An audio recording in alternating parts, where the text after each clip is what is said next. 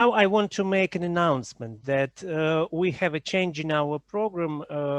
We planned to show you a musical video film first and then turn to the literary readings. But since our conference lasted, as the tradition says, half an hour longer than we thought, we will change it. We'll have now a half an hour of literary readings. Then we'll have about 10-15 minutes of discussion, what you heard.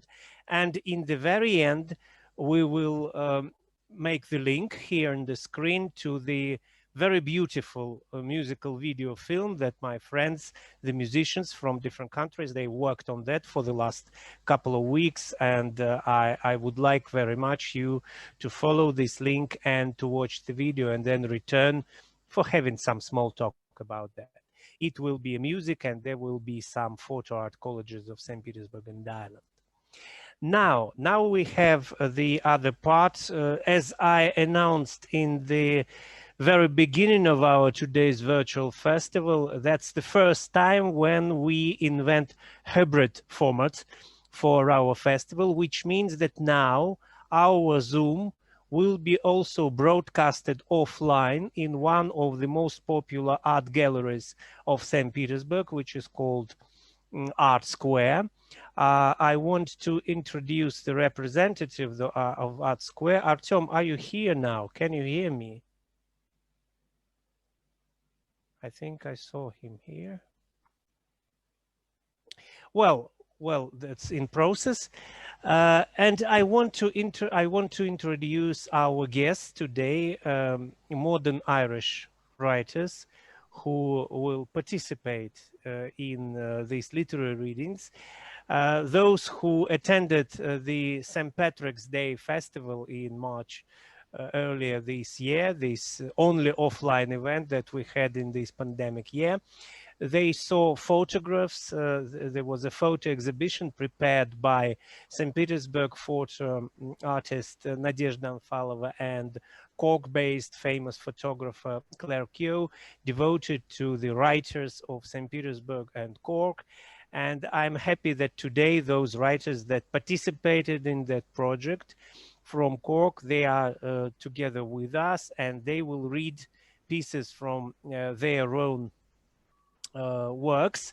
And by that, we want to establish that way of continuity. We are talking about this for the whole day, starting from our talk on medieval manuscripts and then passing to historical periods, to Russian and Irish literature of the beginning of the 20th century. And now this continuity, we pass to contemporary period, and we are embracing contemporary Irish literature, as His Excellency Ambassador of Ireland, Brian McElduff, mentioned in his greeting word.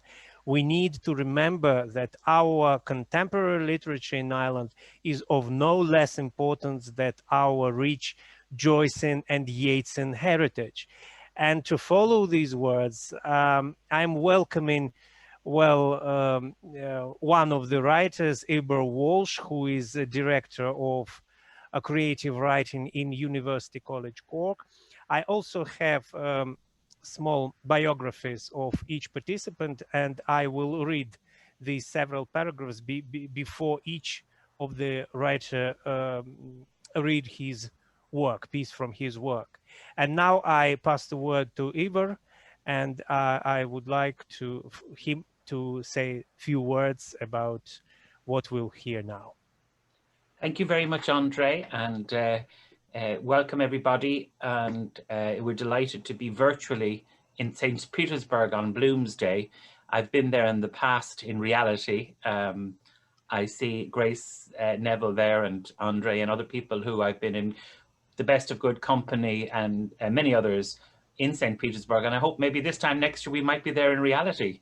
I don't know if let's plan for that, but I'm delighted to be part of this. I want to send a big thank you to Dermot Keogh and to Claire Keogh, who involved us in the wonderful exhibition in March in deepest lockdown, but we got to spend some time individually in the Glucksman Art Gallery. And first of all, I want to send out our good wishes to our colleague and friend, Catherine Kerwin, one of the five of us who was involved in the exhibition. Catherine is in court today in her other world as a solicitor, and she sends her love and her best wishes for Bloomsday. She's actually in Dublin, but I'm delighted to be here with my three friends and colleagues and co-Cork-based writers, Laura McKenna, Danny Denton, and Danielle McLaughlin. And the four of us are delighted to be here virtually.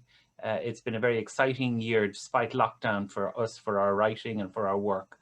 I know, Andre, you're going to introduce all of us, but I suppose I just wanted to make the connection that both Danielle and Danny, I've had the privilege of working with both as writers in residence here in UCC, Arts Council Writers in Residence, and they're both writers and teachers and colleagues and friends that who I'm delighted to be again sharing a platform with. And I also delighted that Laura McKenna is joining us too. Laura's own novel, which has had great success this year, came out of work that she did, and I was very privileged to be involved in that work here in the School of English in UCC.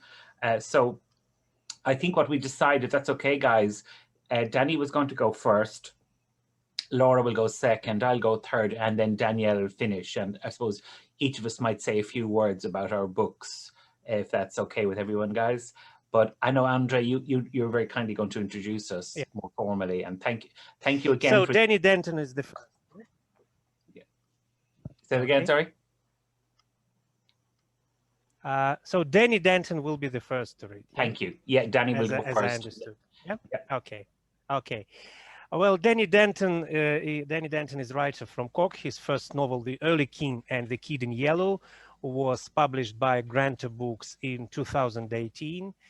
His second novel, All Along the Echo, will be published by Atlantic Books in April 2022.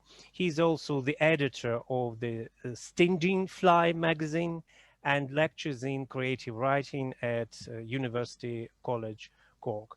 So I have the honor to pass the word to Danny Denton as our first writer participant today. Thank you, Andre. Thank you, Eibhear. Hello to you all. Happy Bloomsday. I'm really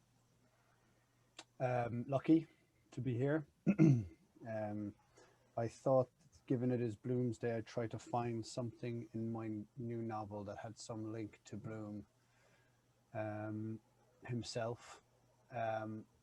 And so I've kind of picked a passage in which a character starts to remember a significant romantic moment on a beach. Not the same as the romantic moment on the beach in Ulysses. Can everybody hear me okay? Danny, if possible, could you read a little bit louder, because the sound is rather low. Yeah, okay. Actually, maybe... Thank you. Yeah, is that better? Yeah, okay. So I'm going to read from the new novel, All Along the Echo. And I'm going to read a scene in which we meet two characters, Tony and Lou, and they're driving. And these two characters, they're looking for a particular place, and they've been driving for a long time in the rain. And they're getting increasingly lost. And the road that they're driving on gets narrower and narrower and narrower in the rain until it ends in a dead end. And they have to start reversing back this country road in the car. And as they're reversing in the rain, Tony, who is in the passenger seat, begins to remember an event or a time in his life decades ago on a beach in another country. So I'm going to read that particular moment in the book. Is the volume okay? Yes, please. Yeah. Okay. So through the rain, the car in reverse, Tony with his head out one window, watching the ditch, Lou with her head out the other, cursing and reversing. Fog and rain filled the rear view and the back window. Leaving London in fog and rain, on the train to Brighton with Lolly, decades earlier. And somewhere outside the city sprawl, the sky cleared, and they saw pristine fields from the carriage window. London by the sea, some called Brighton. Beneath the red brick arch of the railway line, they held hands, relaxed now, released from some unspoken mental strain now that they were out of the capital. In a laneway bookshop, Lolly showed him strange science fiction covers. Giant worms with crowns on their head, fishmen with guns, green birds locked in battles with spaceships. One book he still remembered was called A Stainless Steel Rat for President. They laughed. He ran his hands through his hair dramatically. He felt the dust of the bookshop in his lungs. Tony, with his head out of the car into the rain, saying to Lou, "You're okay on my side." He felt his comb-over raised in the wind. Rain on the crown of his head and face. It felt like they'd been reversing for hours, with no space enough on the narrow country road for a three-point turn anywhere. On the beach in Brighton, Lolly had gathered pebbles and was placing them on her broad denim thigh. The pebbles were various colours, bone white and earthy terracotta, and beautifully fossilized with streaks, spots, swirls, stripes, and dashes. He began to help her, and it became serious work. All the while they were chatting, finding ways into the future, into babies and returns to Ireland and gardens. No child of his would have an English accent, he insisted. He apologized. City was set against small town, she for one, he for the other, as the gulls swooped on ketchup-smeared chip paper. Her thigh soon hosted an assembly of pebbles. The sky was so blue now, and that was the same sky that was over Cork, she said. And beyond, he added. In fact, it went places they couldn't even fathom. Then they slept in the warmth of the sun. He could still feel the stones under his back now, and the heat on his closed eyelids, and her head in the nook of his armpit. They were not displaced then. The gulls gathered. A few pigeons ventured amidst. People took their rubbish with them when they left, mostly. The seafront hotels and guest houses faced that sky like it was oblivion. As he waited for her to come back from the toilets, he stared at the skeletal underside of Brighton Pier on the water. The lights of the arcade on the pier came on strong against the sky. He felt as if his life could be contained in that moment, as if captured in a photograph. While he would move on and she would move on, that moment was stamped in coin and would last forever. Rocking horses hanging from the ceiling of white plaster, and weak canteen tea, and a stack of crumbling cardboard, and the echoing voices of the arcade's glass dome, and her voice coming back to him, and the glorious triumph of her body eclipsing space, walking through the Brighton evening alongside him. And now, decades later, himself and Lou reversing through some wilderness, with rain falling all around them, and grass up the middle of the road, and cursing and readjusting the car and reversing again. Most of the times you think things and they are not real. Then sometimes you think something and it is real. You're in Brighton with someone you love, and it is a wonder how, with all the workings of logic and geography and history and the world and time, it is a wonder how it could actually be happening. And they finally reversed the car onto a crossroads and were able to turn it the right way around. Thank you, everybody. Thank you, Danny. Thank you for that. We will later, when we finish the readings, we will be back here and we'll discuss it. We will have some questions, remarks of the audience to the writers. And now, who is the next?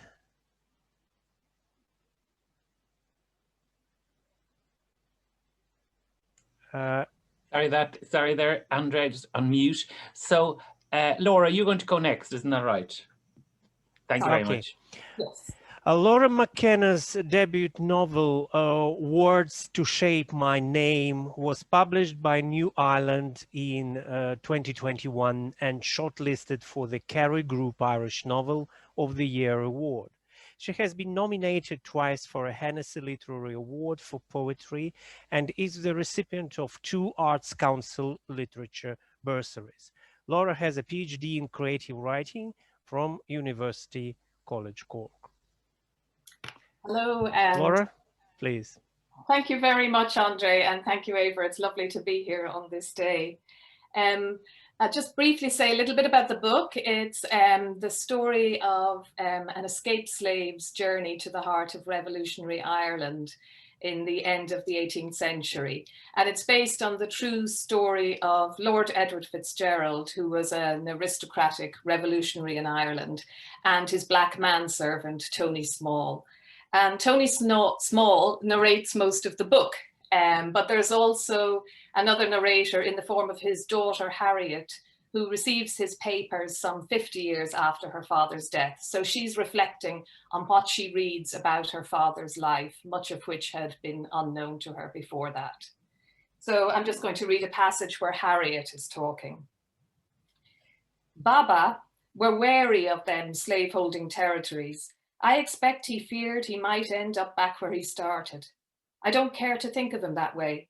Reminds me of them old black men, the ones what used to have occasional work on the docks, but in their dotage spent their days near the station at Euston, begging and retelling old tales of misery.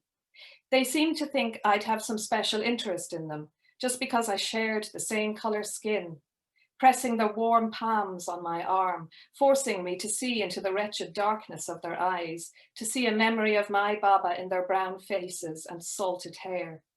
I told myself that sharing the same skin weren't worth nothing. I had nothing in common with these men, nothing. Over the years, I'd learned to avoid those of my own kind. You could be swallowed up by all that misery, so I tried not to listen, not to see. I know now why Ma pressed Mr. Fricker's suit on me, saying I'd be better off in the long run with a white man, even though she'd been ever so content with my father. Those men don't know how to let go of them shackles, she said. They just go around in circles, smaller and smaller circles, till they can't go anywhere. I'd have a better chance in life, and so would my children if I stayed away from such misery. But Ma were mistaken in thinking misfortune were specially attached to black people. These days, it's more common to see Irish beggars by the station, ones what have crawled away from the famine in that desperate country. I must admit my sympathies come no easier at the sight of their wretchedness than they did with the poor black men. Such misery lays a chill hand on my soul, and I am forced to turn away. What did Ma know about it? She were only doing her best. I see that now, like I see a lot now, but only looking back. The pity of it is there's none of us able to look forward, and so most of us end up going round in circles. Most of us are no different to those beggarly old men who once were slaves. And Lady Lucy didn't know everything, didn't remember everything. She got it wrong about that Indian tribe what gave Lord Edward his great honour, making him a chief. I remember the name because Baba told me. It were the Bear tribe, and he told me that story the day I came home from the market, filled with fear and terror on account of a dancing bear. He were trying to make me feel better, but it never worked, for that bear is still roaring somewhere in my memory, still giving off its stink, its misery. It were at the market near Piccadilly, and Ma and I were making our way through the stalls when I saw him. He were roped about the neck and muzzle. I stopped to gawp. A dancing bear, I'd say he was, but perhaps he didn't have a fancy for the horn players' music or the crowd that day, for he would not dance. Stayed on all fours no matter how the rope man shouted and prodded him. The crowd became jaded by his tired shuffling, and they too set about provoking him, jeering, jabbing him with sticks. I heard Ma's voice calling to me just as he reared up, but I could no more have moved than I could have stuck him with a knife. Terrifying he were, all matted fur, huge leathered paws, long curved claws. The crowd seemed to drop back from me. I heard Ma again shouting, "Etty, run!" and the bear man cursing as he grappled with the rope. I were standing right in the dark shadow of the beast, couldn't help but stare up at him, at his jaw working against the rope in a froth of spittle. I could smell the suffering pelt of him, feel his muffled roar judder along my bones, the blast of his raging breath. Then it were over, the trance broken by Ma hugging and slapping me, berating me and comforting me with her Irish words, "Why don't you listen to me, a Vurni na store?" And the bear was backing away, the rope man beating him with a stumpy whip. The crowd spread like spilt milk, draining away into cracks and gaps. It were over. Some memories never leave you, seems they're carved into your body, that bear, that smell, that look. Saw it years later in my own son when I got my last glimpse of him, got close enough to touch him, though he pulled away, as he tramped up the gangplank of the Augusta Jessie. He turned round, though, when he reached the top, and the look in his eyes set my bones shuddering, just as that bear did. Thank you.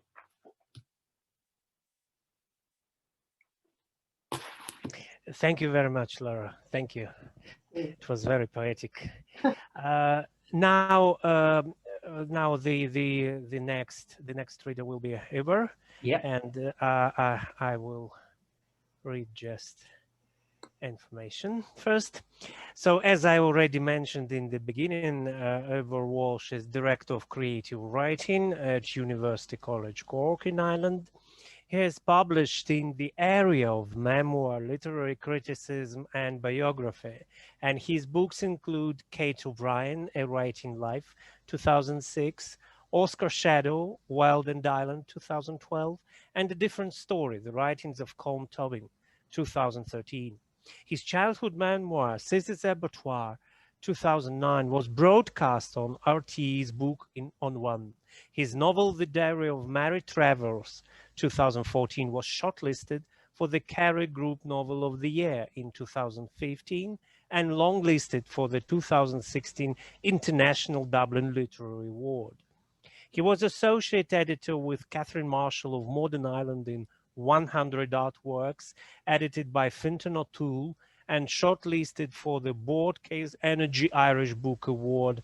His novel On Handel, The Trumpet Shall Sound, was published in 2019 and was described as fascinating, deep, and utterly absorbing by the Irish Times, and a plausible, sensuous coming-of-age story about a genius wrestling with love and ambition across 18th century Europe by Emma Donoghue. Now I am pleased to pass the word to Eibhear.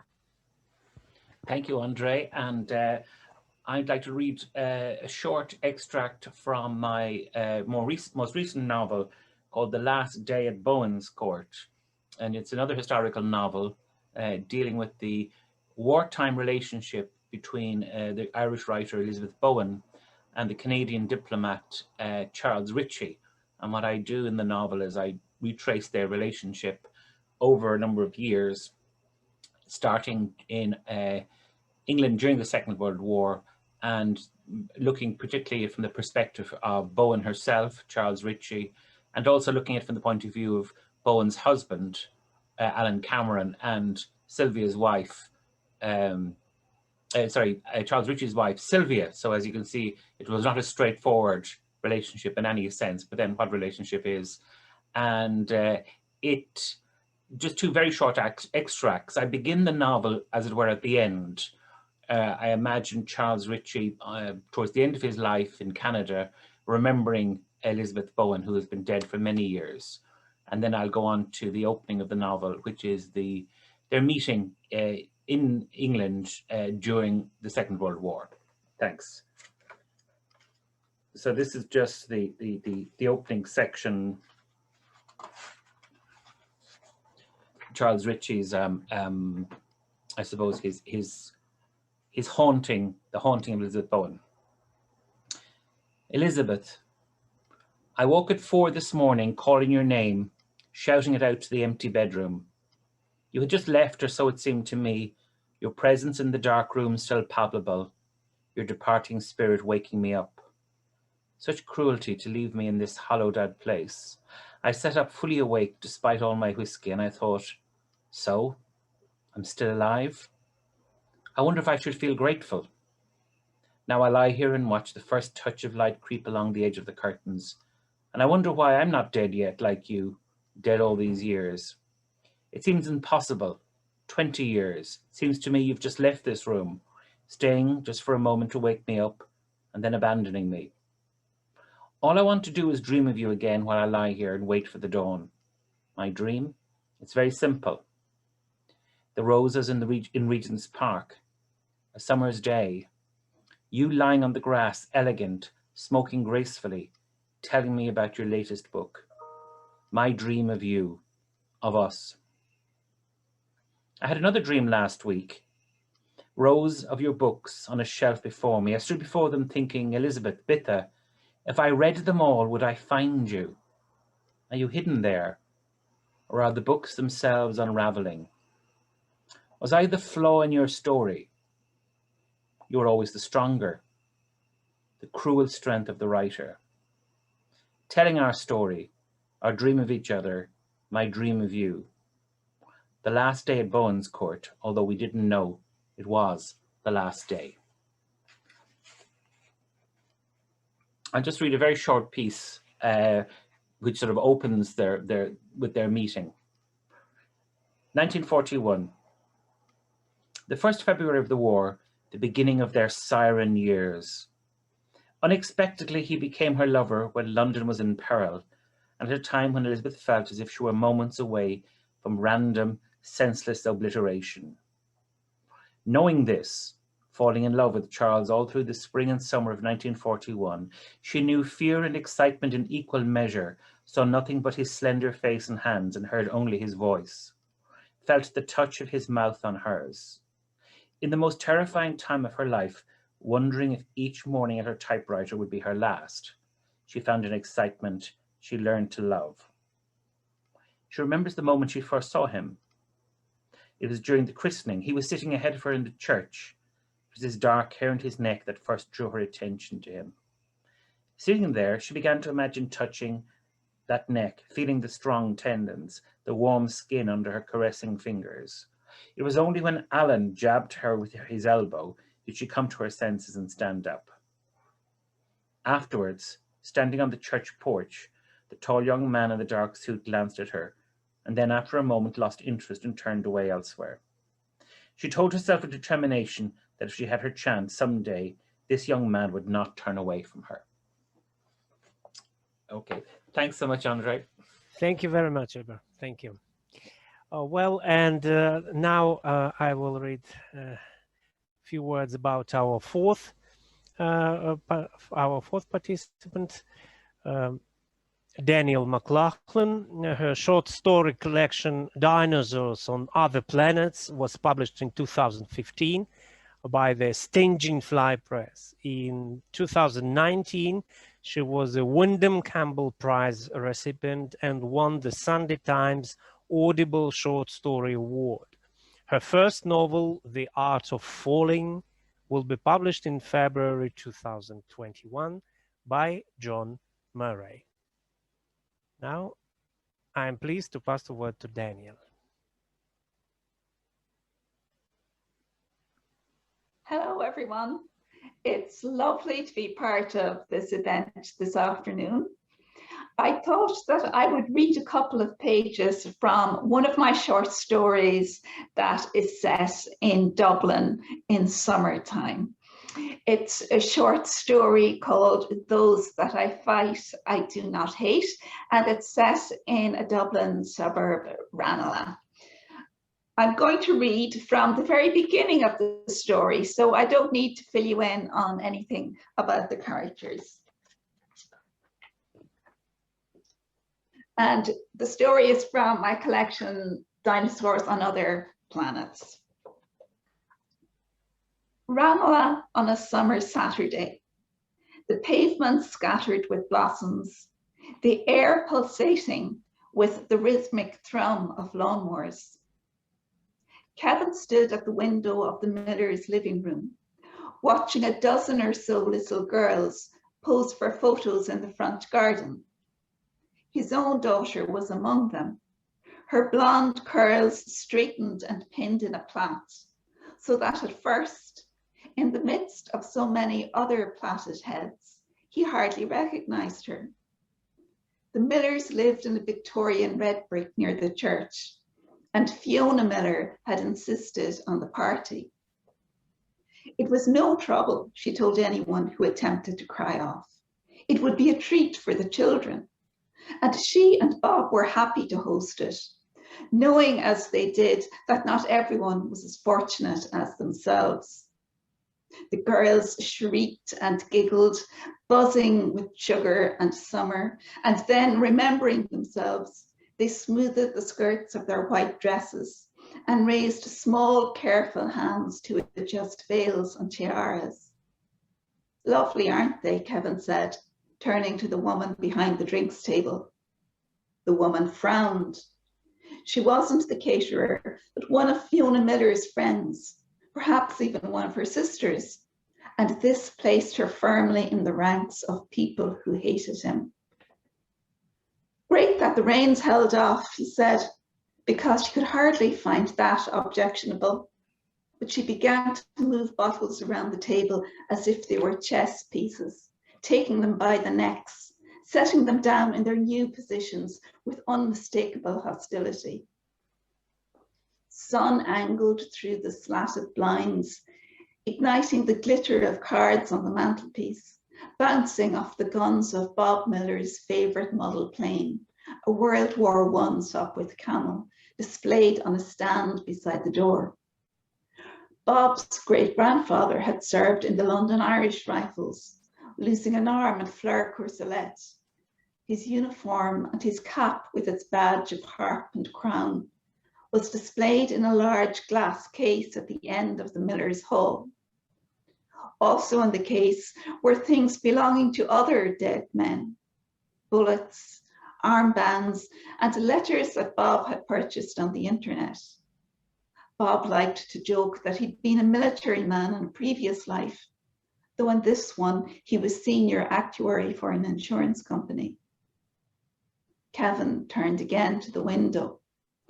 His wife was in the garden also, talking, he saw now, to the man who'd once been his boss. Earlier, he and the man had exchanged terse hellos in the hallway. He'd asked Kevin, and why did everyone feel obliged to ask if anything had turned up yet? And with that out of the way, had retreated to a suitable distance. Kevin watched the man rest a hand consolingly on his wife's arm while she dabbed at her eyes with a hanky. He needed a drink. He'd hoped the woman at the table might have gone to join the others in the garden, but she remained at her post, arms folded across her chest. On his way out of the room, he touched a finger to the propellers of the little plane, sending the blades spinning into a blur of wood and metal. He'd brought a naggin of vodka for this eventuality, stashed in the inside pocket of his jacket. But he'd been relieved of the jacket as soon as he'd arrived by Aoife, the Miller's older daughter. It's okay, he'd said, I'll hold on to it. It's a bit chilly, though it was late May, the day warm, the air thick with pollen and silky parachutes of dandelion seed that blew in white gusts down the avenue. Aoife, outraged at being on cloakroom duty, had manhandled the jacket off him anyway, and now he felt the missing naggin like a phantom limb. As he walked towards the kitchen, the front door opened and the small girls came hurtling down the hall, one of them with a parasol tucked under her arm like a bayonet. He flattened himself against the wall as they went by, a battalion of miniature brides, their white sandals clattering over the tiles. A veil brushed against his arm, the scratch of gauze surprisingly rough. at the end of the Miller's Hall, before the glass case with the disembodied uniform. The girls veered left into the music room, and from there out to the garden to race in circles around the house, their cries rising and falling in Doppler effect. And I'm going to leave it there. Thank you. Thank you very much, Danielle. Thank you. Now, as I promised, soon we will have a room for discussion and for remarks and questions that we are welcoming orally and in the chat. But now, passing the word to our friends and colleagues in the Art Square Art Gallery, where I know today there will be readings from Ulysses and other Joyce's works. I want to conclude our part, and I want to greet our friends and colleagues in the Art Square Gallery by reading two little pieces of Joyce. We know Joyce as a great novelist, and we know that Bloomsday is the holiday of the biggest novel in the 20th century.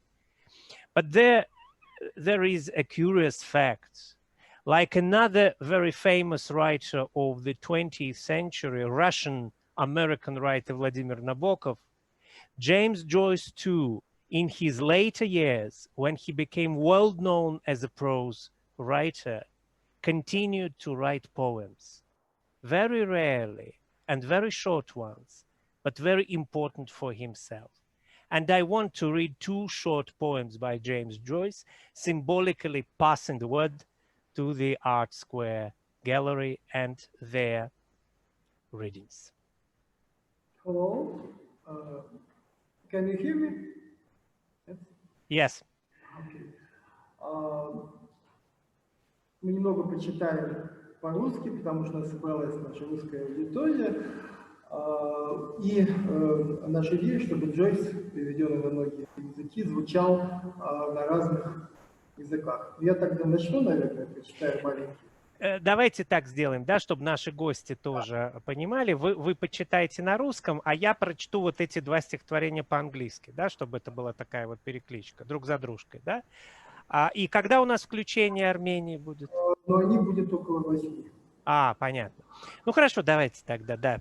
So friends, you will listen now the text in Russian a little bit, and then we pass to English as well.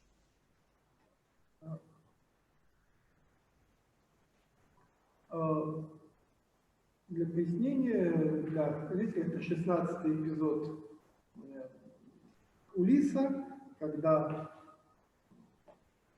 Стивен и мистер Блум гуляют по городу, знакомятся и общаются с женщиной. Можно перевести 16-й эпизод. So it's the 16th episode from Ulysses with the walk of Bloom and Stephen.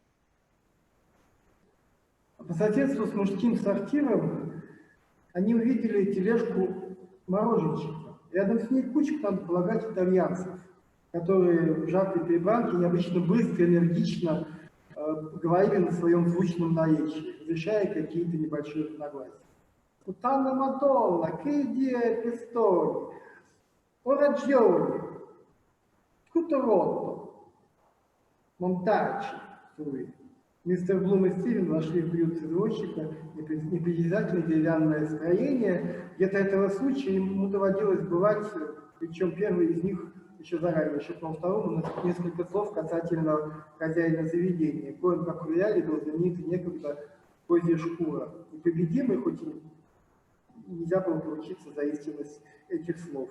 Еще минута, и двое наших полночников уже сидели в уголовном углу, где приветствовали лишь взгляды весьма разношерстного собрания бездомных бродяг и прочих, не поддающихся классификации особей рода Homo, перемежающих разговором еду и питье, и, судя по всему, питающих живой интерес к новым людям. Теперь, что касается чашки кофе, отважился мистер Блум бесколотливо. На мой взгляд, вам бы следовало подкрепиться чем-нибудь более существенным, скажем, какой-то булочкой. Соответственно, первым же его действием было заказать эти жизненные блага, что и проделал вполне спокойно, с присущим ему хладнокровием. Простолюдины, грузчики и кучера, или кто там они были, после беглого осмотра, явно не испытав удовлетворения, отвернулись от них, но только один выпивоха, по всему, вероятно, моряк, рыжебородый, уже сидеющий, продолжал изрядное время глядеть на них. Мистер Блум, воспользовавшийся правом свободы слова и обладая шаршим знакомством языком диспута, отчетливым голосом заметил своему протеже и напомнил ему о великой баталии на улице, которая бушевала с неостывающим жаром. Прекрасный язык. Для пения я имею в виду. А почему вы не пишете свои стихи на этом языке?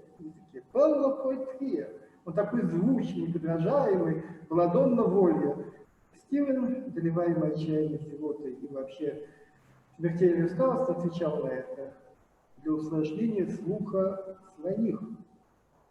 Они глаза его из-за денег. Неужели? Спросил мистер Бум. Да, конечно, ответил он. Может быть, это просто их южное образование. Нарушив тет-а-тет, хозяин заведения водрузил на столик кипучую и плавучую чашку изысканного пойла, носившего титул кофе. И весьма допотопный образчик булки или чего-то по виду близкого, после чего я кинулся к себе за стол. Мистер Блум начал свидетельствовать, постепенно и осторожно подвигая к Стивену чашку того, что в данный момент предполагалось называть кофе. Звуки обманчивы, сказал Стивен после некоторого молчания. Точно так же, как имена. Цицерон, Подмор, Наполеон, мистер Бубуть, Иисус, мистер Дойл. Шекспиров было не меньше, чем Мерфи. Что значит это имя? Да, конечно, Лилиан согласился мистер Блум. Разумеется, это так. Наши имена тоже менялись. Добавил он, продвигая к Стивену так называемую булочку. Тут рыжебородый моряк, который не спускал глаз с вновь отшедших, особое внимание уделяя Стивену, атаковал последнего вопроса. Вот твое имя как? В этот момент мистер Блум коснулся ботинком своего спутника. Однако Стивен, явно не сделал выводов из того теплого прикосновения в неожиданной области, ответил спокойно: Дедал. Моряк важно уставился на него. А Саймона Дедала знаешь? — осведомился он. Слыхал про такого, сказал Стивен. В какой-то миг мистер Блум находился в полной растерянности. Он ирландец, объяснил бравый моряк, по-прежнему не отводя взгляда, энергично кивая головой. Настоящий ирландец. Даже слишком настоящий, поддержал Стивен. Что же до мистера Блума, то он совершенно перестал что-нибудь понимать в этой истории и задавался вопросами, какая связь между этим моряком и Стивеном Дедалом. Я видел, как он с 50-го ярда через плечо расстрелял 2 яйца на 2 бутылках. Садит слева без промаха, отливая поту и, помогая себе жестами непослушных рук, моряк постарался как лучше это объяснить. Гляди, вот скажем, сюда бутылки, отмеряем 50 ярдов, на бутылке яйца, и наставляет пушку через плечо, целится, он загнул туловище полоборота, закрыл плотно глаз, потом перекосил через черты лица в бок и отметил это все адской гримасой, вперед взгляд в ночь. Бабах! — гаркнул один раз. Слушатели застыли и ожидали следующего бабаха, поскольку оставалось второе яйцо. Бабах! — крикнул еще раз. Яйцо номер 2 было заведомо разнесено в прах.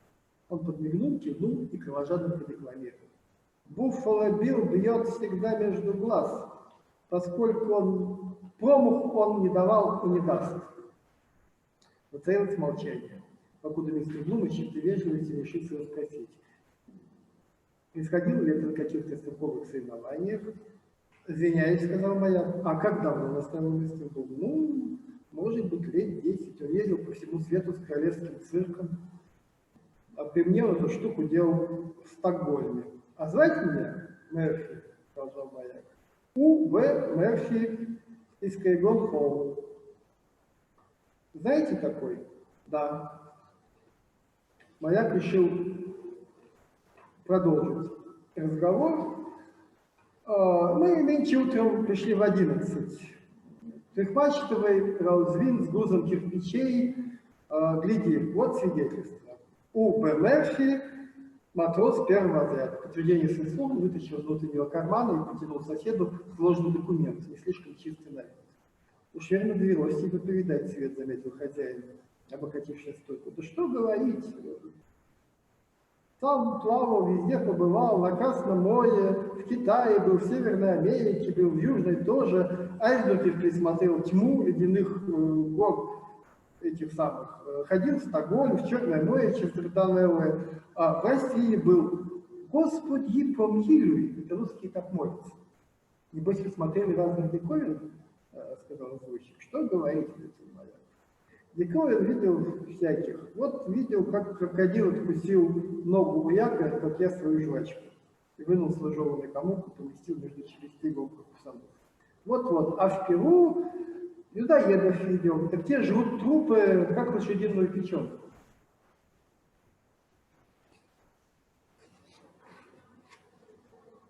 С утра до ночи кожу жуют, продолжал моряк. Как бывает, как будто жернова отбьют. А когда не могут больше рожать, так сами себе отрезают сиськи. Вот то, что жрут сырую печенку, как дикая кобыла. А знаете, отводится чем? Стекло. От них у него душа спящая. Только стекло. А кто видел одного китайца, докучивал необходимый сказитель, так у него шарики вроде как из замазки. Он их кидает в воду, и каждый разворачивается на что-то разное. Один там в домик, другой в кораблик, или может в цветок, а еще варят суп из крыс. Эти китаёцы самые. Возможно, уловив сомнения лица собравшихся, мой проходец поделился еще важным приключением. А в Триесте видел, как один итальяшка убил человека в спину ножом. Вот такой нож! С этими словами он вытащил входной нож, весьма угрожающего вида, когда владелец занес его тут. Добрый игрушка, сказал. После такого заключения, способного страшить бесстрашных, он щелкнул лезвием и вновь спрятал разу нарушенное в камеру ужаса.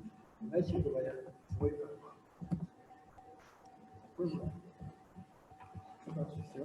Спасибо. Спасибо.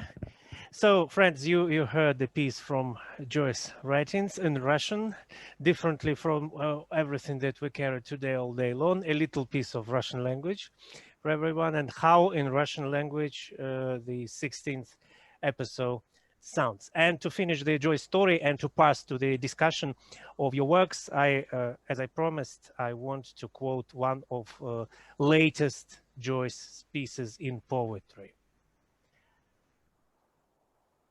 Of cool, sweet dew and radiance smiled, the moon a web of silence weaves in the still garden, where a child gathers the simple salad leaves.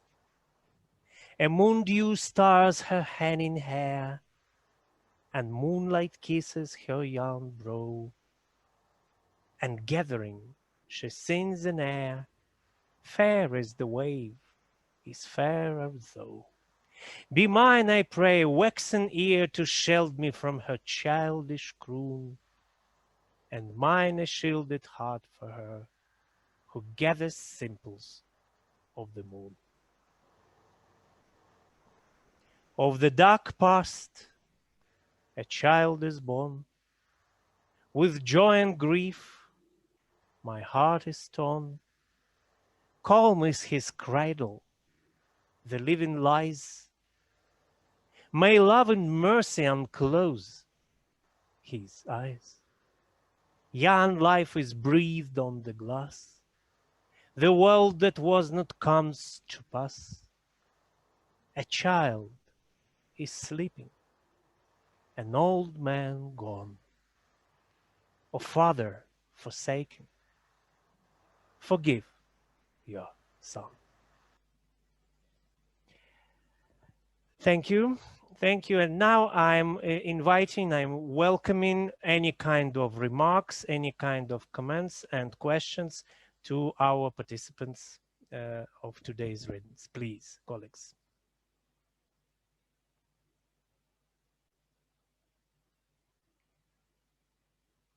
Colleagues, you are welcome, please. Yes, Hedwig.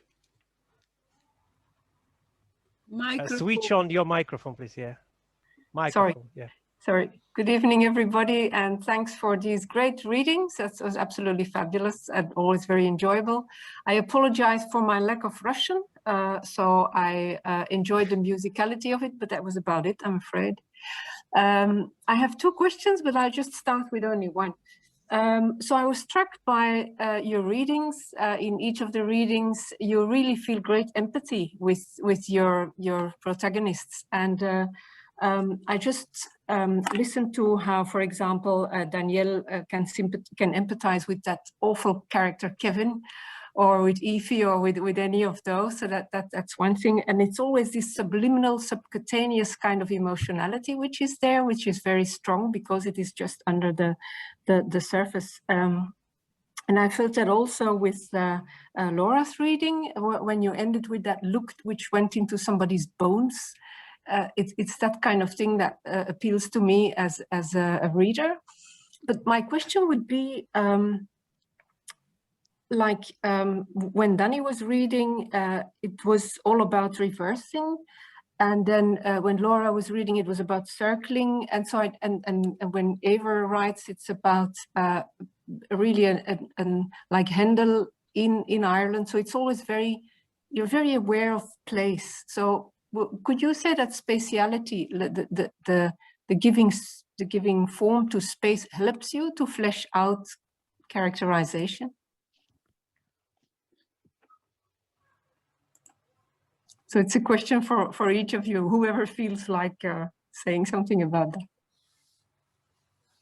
Thank you, Hedwig. Yes, please. Danny? Thank you, Hedwig. I wanted to say about that I think when you're writing, you need to get to know your characters. And one of the things just in my practice that I've always found is that I learn the most about my characters when I put them somewhere in a place.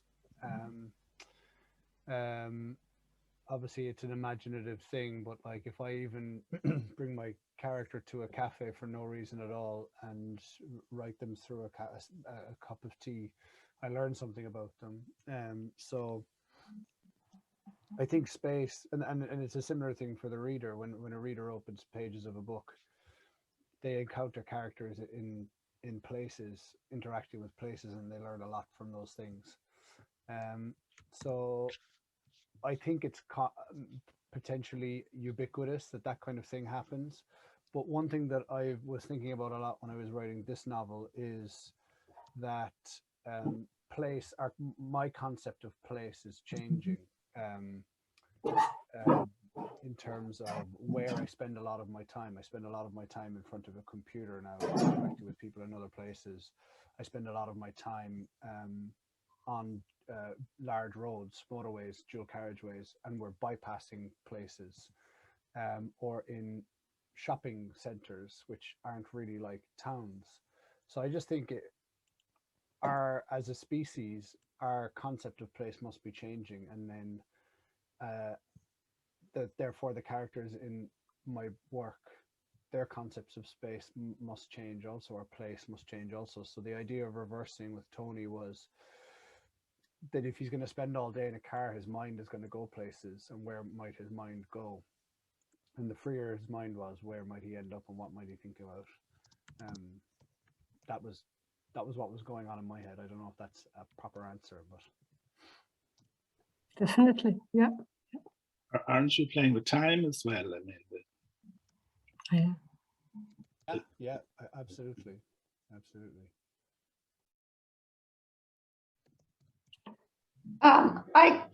For me, setting is one of those things that grounds a story for me, and I tend to choose places that I know very well. So the house that party in my story takes place, the house where the party is set in that particular story, it's a house that my now husband once lived in Dublin, years back now. But I very much used the details of that house, so much so that, you know, a friend of his from those days rang him up recently and said, oh, I was reading the story, and is that the house? And my husband said, yeah, because I tend to use settings that I know, partly because it helps when you don't have to make up everything for a story, because making stuff up is hard work.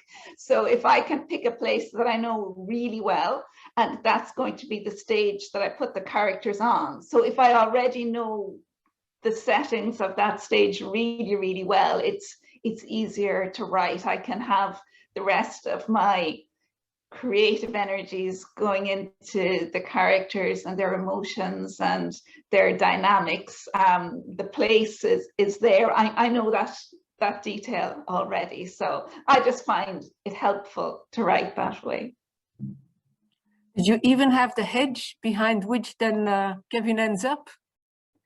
Oh yeah, well, because it's Ranelagh in Dublin, the sort of wasteland of the story doesn't exist in the real life house, because every available piece of land has been built on and developed. So I invented that wasteland there. But yes, there were very nice and very wild hedges and lovely garden, old garden for a house that's so central to Dublin. It was a very, very old house and near a church, very much like the house in the story is. Great, thanks. Thank Laura? you. Thank you. Danielle, Laura, yes, please. Well, it just in my novel, the novel takes the reader like from America, from South Carolina through the West Indies to Europe and Ireland, and then they go back to Canada. So there's a lot of arrivals and departures, and it's kind of important. And even in the scene there with Harriet, she lives near a train station. So there is sort of a theme within the novel about, you know, the opportunities that travel present, especially for somebody in this novel where Tony had been enslaved. And also it provides opportunities to leave things behind, whether, you know, that's particular memories or, a scar that Tony has. So it's about movement and where the next place, what might be gained and what might be left behind in that. So there are mentions that there's a lot of ports and ships and trains, and even in Ireland there's canals. The new canals were being built at that time. So yes, it is very important in the novel as well. Right, thanks. And just to finish on, I mean, a bit like with Laura, I had a lot of, particularly in the Bowen novel, I had a lot of physical ground to cover. Dublin, London, Kent, Rome, and Bowen's Court, all these places. But one of the things that helped me was two things: that a sense of actual placelessness, that really what my novel was about was a couple who never actually had a secure place. They were never free to be married to each other. They met during a time of war when everything was literally being blown up, and they tried again and again to sort of find a secure place. I called the novel The Last Day at Bowen's Court, but I was toying with another title called No Abiding City. It's a line that Bowen uses at the end of her travel book, A Time in Rome, and I liked it, but I think it's too obscure. But I think they had no place. I mean, one of the things I was talking about was the shifting sense of place, and what they both actually lamented was Bowen's Court, which was where he wanted to live, and eventually she had to let it go. And at the end of his life in Canada, when he was dying years after her, that's the place he kept returning to, Bowen's Court, where he'd never actually lived and he'd never been part of it. So placelessness was sort of, or the lack of a place was big in what I was trying to kind of secure. But actually to find each place, I mean, if there were somewhere in particular, I found I always have to know exactly what room characters in a novel. So I always find light is very helpful, what way the light is falling, just as a way of kind of physically securing them. So I borrowed hugely from Bowen, i.e. I ripped off a lot of her much better writings about light and shade. She's the best writer I know about how light falls, as you well know, Hedvig, and that's one of the things I tried to pick up on as well. Thanks for that. Thanks. Thank you. Question and advice to young novelists. Joseph, yes. Yes, Joseph, please. Somebody said that you should put the character in a place. would you recommend putting the character in a place with a very strong Genius Loci, you know, like Henry James puts people, or Edith Wharton puts people on the Capitol in Rome, or you could take Cork, which is a place with a Genius Loci. Would that be an excellent place to put your characters, or would the Genius Loci undermine them? Would they be perhaps too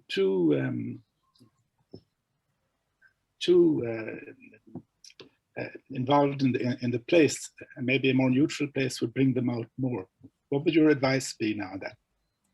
Well, I could say something quick about that, because when I do historical novels, I often, or the ones I've chosen, they often had, I mean, for the Bowen novel, I had to travel to places like Rome and Kent and London. I mean, it wasn't easy, you know, someone had to do it. So I was determined never to write a novel set in Mullingar. No offense to Mullingar, but unfortunately, I've now stupidly decided to set a novel in the beautiful seaside village of Dunmore East, which I know extremely well, where my father was born. So I can't go anywhere else. I'm writing a novel that's a lockdown novel that's stuck in 2 houses and a hotel by the sea, and it's about 2 hours from here, and I love it, and I can go there anytime I want. So the next novel is going to be in St. Petersburg. It's a full-scale historical novel. St. Petersburg, Boston, and Prague has to be my next places to go. So I sometimes, you know, I promise I didn't choose them so I could get lovely trips there, but that's the next plan. But you could, I mean, you couldn't set a novel in Rome because it becomes a tourist guidebook straight away, you know. Well, my second and third novels are based in Rome. And don't you feel that the whole setting is too overwhelming? The characters I think I matched it. Oh, powerful. You mentioned, do you know what I'm thinking of, Joseph? I'm thinking of Roderick Hudson. Yes, that's an example. Absolutely, yeah. And that he used Rome marvelously in terms of certain characters shrinking in Rome and certain characters growing in Rome. And of course, Roderick Hudson gets lost in obscurity in the, is it the mountains? I can't remember if it's particular mountains, but he gets lost in obscurity. Switzerland, is it? Maybe it's the Alps in Switzerland, I think, yeah. But I think that in terms of, like, you're talking about kind of advice, I think you use it whichever way you want to. You harness different things. Like this novel is coming out next April, and as you were asking that question, I was thinking the book is set almost entirely in Cork with lots of remembering of things in London, but all the characters in Cork, they're mainly in cars or in garages getting petrol. And that I whether consciously or subconsciously, I was trying to make a point about how they're not, like, Cork is a wonderfully historic city, and they don't spend any of their time in the historic streets of Cork. They're kind of restrained or removed. So I was definitely trying to do something there in terms of place. And London, one of the kind of underlying things in the novel is that London is becoming an increasing victim of terror attacks, like guerrilla kind of style ones, lots of lorries crashing and things like that. And it's becoming kind of unlivable. Irish people are starting to come home. And I found that again, because I picked London, somewhere I know well, have lived and isn't that far away, I was able to kind of clash all the history and might and everything of London against just people sitting in their cars in traffic in Cork. So I think, like, there's a case, like you make a case for both depending on, and I did think immediately of Roderick Hudson arriving in, it is Rome, isn't it, that they kind of hang out in Rome for a bit. And, of course. Do you know that the model for Christina Light, who was James's first major heroine, is Sissi, the Empress of Austria? No. I discovered this, and I'm very thrilled by it, because after studying this for about 2 months, I found the smoking gun, 2 smoking guns at the very end. When she reappears in The Princess Casamassima, she is described as having, let me get this right now, jeweled diamonds in her auburn hair, but it's an exact description of the famous portrait by Winterhalter, which was well known, it was widely reproduced. And in the first volume, the mother says, first she compares her daughter with the Empress of the French, and then she says, I'm sure my daughter would be just as heroic as the poor Queen of Naples. But who was the poor Queen of Naples? She was the sister of Sissi in real life. And she also appears as a character in Proust for about 50 pages. And after Proust's death, she read those pages, the Empress of Austria, not the Empress of Austria, her sister, she read those pages and she said, I didn't know Monsieur Proust. Monsieur Proust knew me. That's some superb detective work, Joseph. And these were two almost twin sisters. They exchanged clothes. All 5 of those sisters were beauties, but those 2 were extremely close. So I sent this article to an American magazine, and they have kept me in suspense for a whole year without even replying to emails. Never mind. You can find it on my website, talked about some. Because there's millions of discussions of this, but thank you, Joseph. Sorry. Tatiana wanted also to mention something. First of all, thank you very much for this wonderful reading. And it is amazing, you know, how we can communicate being in these different parts of the world, because at the beginning of the conference, we mentioned the beginning of the connections and, you know, knowledge about Russia in Ireland and Ireland and Russia. And there was a whole period between one thing and the other. And now it is so quick, so practically real time.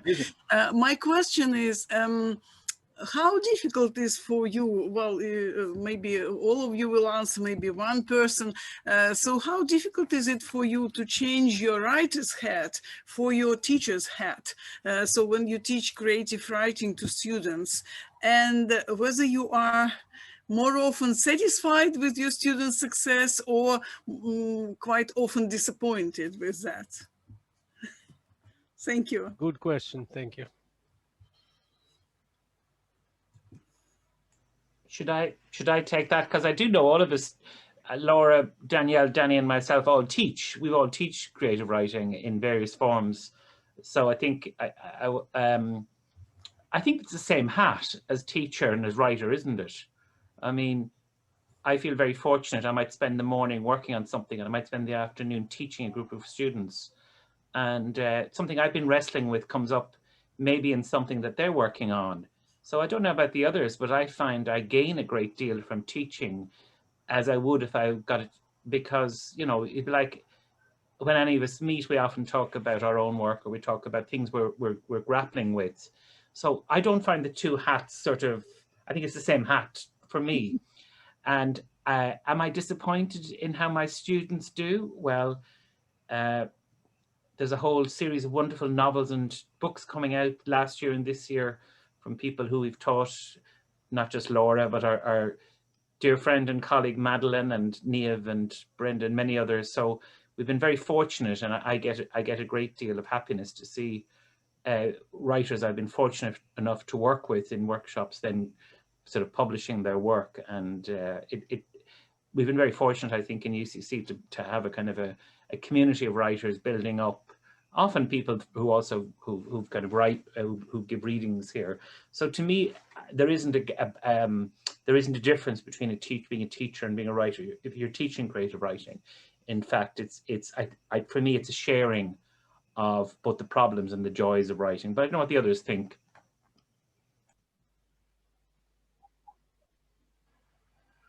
Yes, Laura, please. I have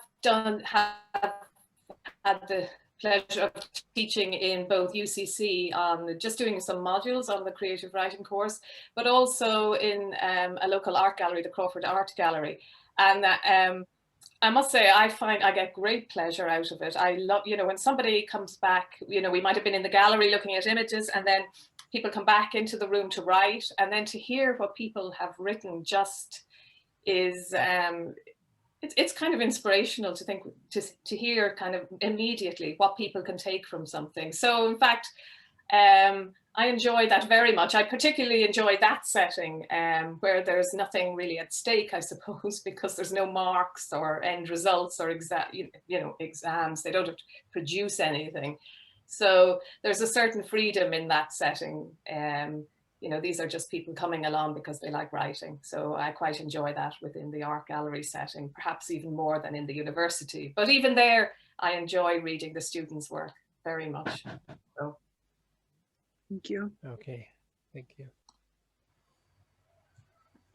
Yes, I also think it's the same hat, and I often find if I have been teaching for a couple of days, when the teaching finishes and I'm back at my desk the next day, often something that I was stuck on in my own work will unravel itself, or it will solve itself, because it is the same type of creative energy, I think, that's going on.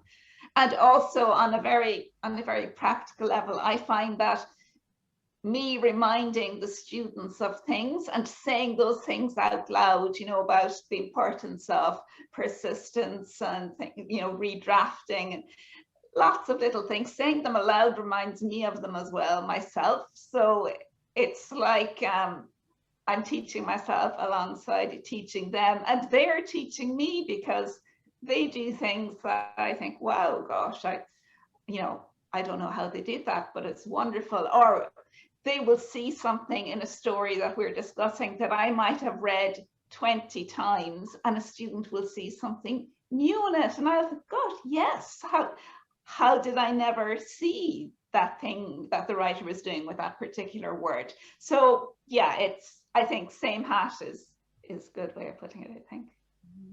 Yeah, and I agree. Absolutely, same hat.